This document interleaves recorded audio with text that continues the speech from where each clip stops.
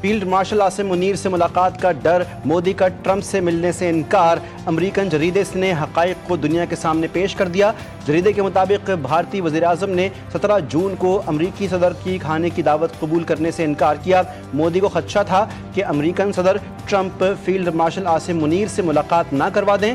امریکی جریدے نے دعویٰ کیا ٹرمپ اور مودی کے درمیان 17 جون کو فون پر 35 منٹ گفتگو ہوئی۔ بات چیت میں امریکہ اور بھارت کے تعلقات کے درمیان ٹرننگ پوائنٹ ثابت ہوا۔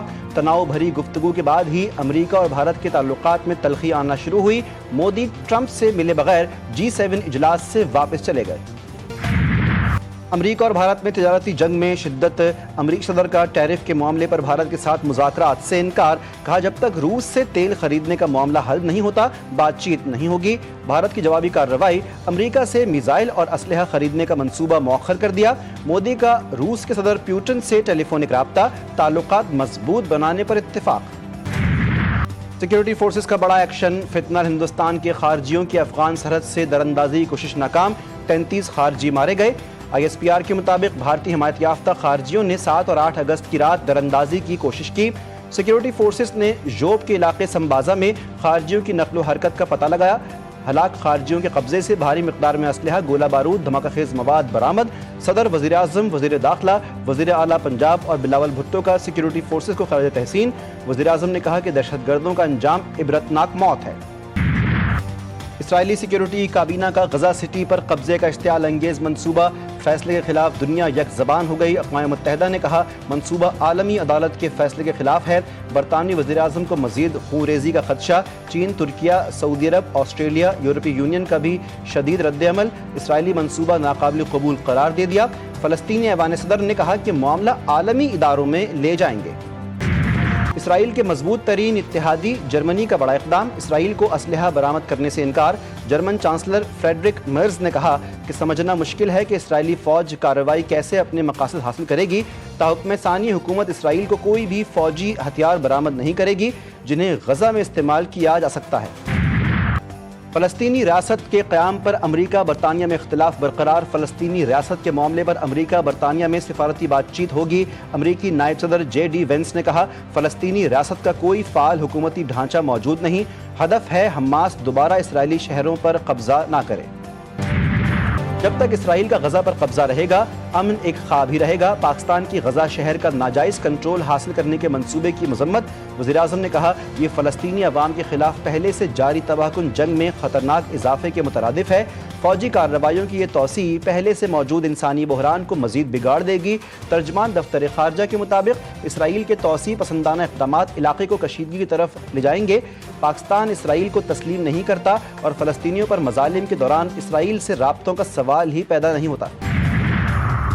صہیونی فوج کے غزہ سٹی سے انخلاء کے حکم کے بعد شدید حملے، خیمہ بستی اور تباہ شدہ مکانات پر بمباری، 22 فلسطینی شہید، کئی زخمی۔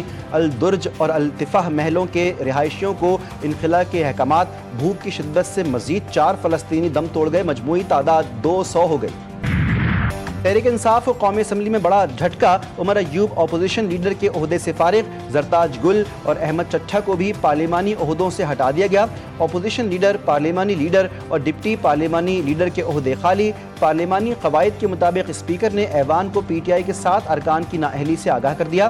اراکین سے 15 قائمہ کمیٹیوں کی رکنیت بھی واپس لے لی گئی۔ عمر ایوب کو پبلک اکاؤنٹس اور فائنانس کمیٹی سے ڈی لسٹ کر دیا گیا۔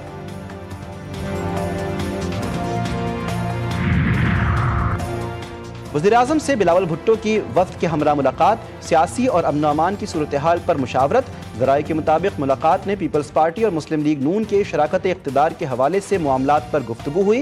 وزیر اعظم سے ان کے کزن میاں شاہد شفیع کے انتقال پر اظہار تعزیت کیا۔ ملاقات میں سینیٹر شہری رحمان، آصفہ بھٹو، اسحاق ڈار، عطا اللہ تارڑ، رانا ثناء اللہ موجود تھے۔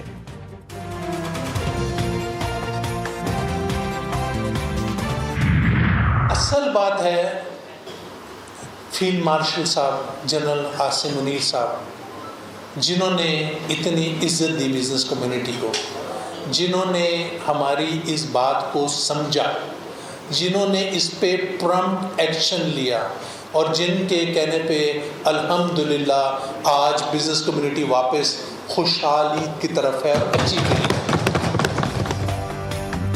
Pattern in chief federation SM Tanveer نے کہا پاکستان کو ایشین ٹائیگر بنانے کے لیے فیلڈ مارشل عاصم منیر کے ساتھ کھڑے ہیں. جس طرح فیلڈ مارشل بھارت کے خلاف جنگ میں کامیاب ہوئے اسی طرح پاکستان کو ایشین ٹائیگر بنانے میں بھی کامیاب ہو جائیں گے.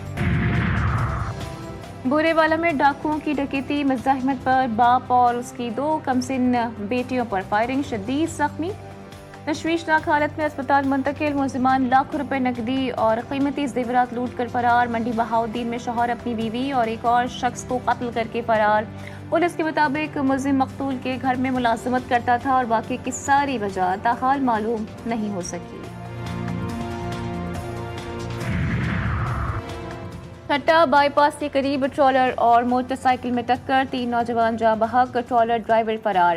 حادثہ تیز رفتاری کے سبب پیش آیا. چونیا میں تیز رفتار بس بے قابو ہو کر درخت سے ٹکرا گئی، خاتون موقع پر جاں بحق، 15 سے زائد مسافر زخمی.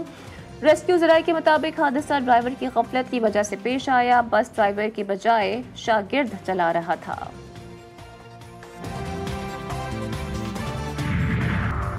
سکرن میں ڈاکو قومی شاہراہ پر بیوپاریوں سے 11,16,000 روپے چھین کر فرار.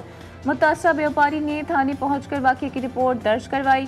بیوپاریوں کی جانب سے احتجاج، مظاہرین کا کہنا تھا کہ اگر 24 گھنٹوں میں رقم بازیاب نہ ہوئی تو تھانے کے باہر احتجاجی کیمپ لگائیں گے.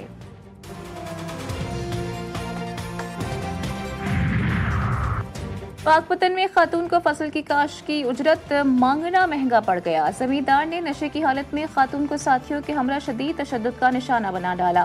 پولیس کے مطابق بیٹوں نے اپنی ماں کو بچانے کی کوشش کی تو زمیندار نے انہیں بھی مارا. تھانہ کلیانہ پولیس نے خاتون کی درخواست پر مقدمہ درج کر کے تحقیقات شروع کر دی.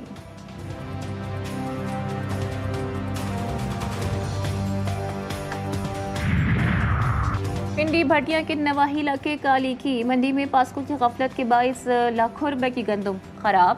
نہ صرف کیڑے بلکہ فنگس بھی لگ چکی ہے. ذرائع کے مطابق پاسکو حکام خراب گندم کو دوبارہ خشک کر کے فلور ملز کو فروخت کر رہے ہیں، جہاں سے یہ آٹا مارکیٹ میں انسانی استعمال کے لیے آئے گا.